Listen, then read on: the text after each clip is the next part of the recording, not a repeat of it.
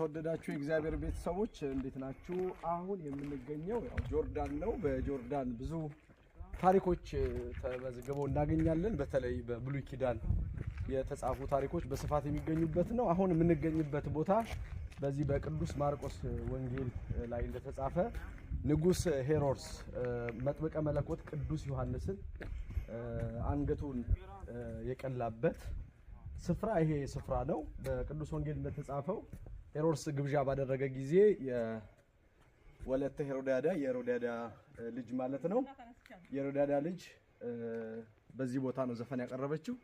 ከዛ በኋላ መጥምቀ መለኮት ቅዱስ ዮሐንስን አንገቱን ቆርጦ እንዲሰጠው ስለበጠየቀችው መሰረት አንገቱ በሰይፍ ቀልተው የተገደለበት ስፍራ ይሄ ስፍራ ነው። የሚገኘው ጆርዳን ውስጥ ነው ማለት ነው። ጆርዳን የብዙ ታሪክ ባለቤት ናት። ጆርዳን ለማታውቁ ጆርዳን መጣችሁ በእውነት ተመልከቱኛ። እድሉ ገጥሞን የጥምቀትን በዓል ለማክበር ወደ ጆርዳን መተን ጊዜ በሰጠን አንዳንድ ቦታዎችን ሄደት ወደ ለማየት ሞክረናል። ካየናቸው ቦታዎች አንዱ መጥምቀ መለኮት ቅዱስ ዮሐንስ ሰማዕትነት የተቀበለበት ስፍራ ይሄ ስፍራ ነው።